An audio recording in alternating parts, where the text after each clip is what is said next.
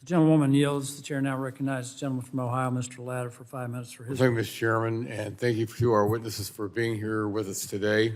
EPA issued an April 19, 2024 memorandum entitled PFAS Enforcement Discretion and Settlement Policy under CERCLA. The memorandum stated EPA does not intend to pursue entities where equitable factors do not support seeking response actions or costs under CERCLA.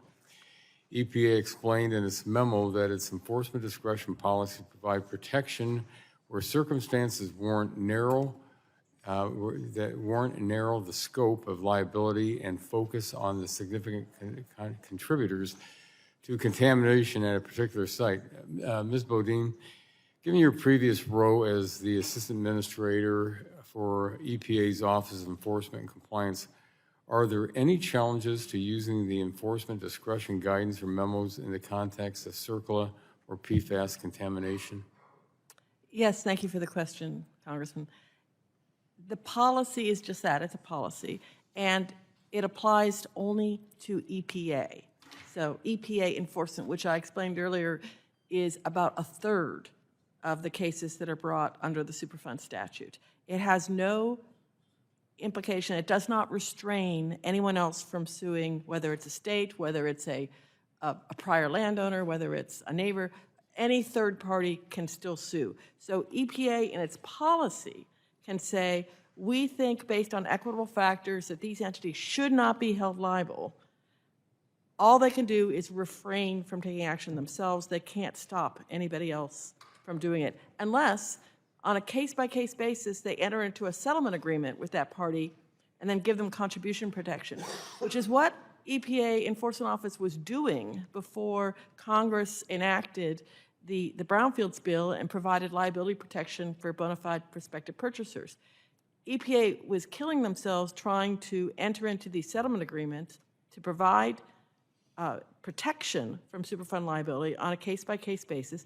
And when the law was passed, the Enforcement Office put out a memo saying, this is really going to save us a lot of transaction costs.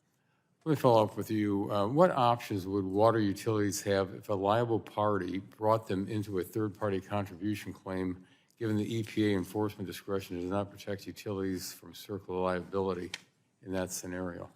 In that scenario, I would say that other than fighting it, the only option they have is to go to EPA and say, sue me, settle with me, and give me some contribution protection through the context of that settlement. Thank you. Mr. Meehan, how do we ensure these communities are not unfairly impacted by the cost of PFAS remediation? What role should passive receiver exemptions play in this effort?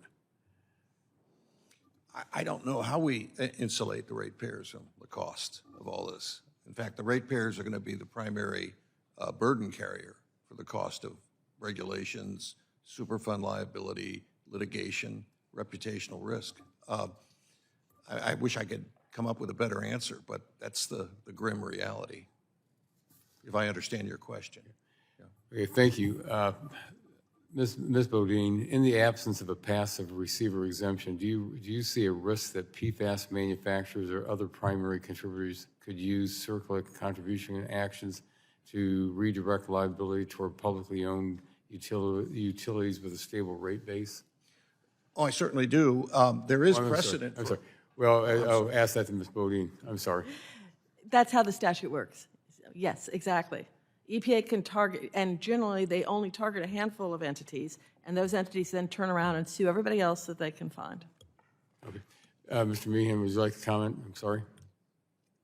Yes, Congressman. You know, a couple of law professors out in California, Buzz Thompson at Stanford and Jim Saltzman at UCLA Law, they've reported that there were 600 cases where a municipality was brought into Superfund litigation by another potentially responsible party. Those are probably mostly landfill cases, and actually Congress dealt with some of those liability concerns in new exemptions and defenses. So there is precedent in New Jersey. The wastewater system, Passaic Valley, they were sued by EPA to try and get them out of liability through one of these consent decrees. The other potentially responsible party, who I will keep nameless, has kept them in the litigation for another 10 years with multiple lawsuits. So the idea that and it's a good faith effort by EPA, this enforcement discretion memo, but as Susan said, it's not going to cut the mustard. Well, thank you very much, Mr. Chairman. My time's expired, and I yield back.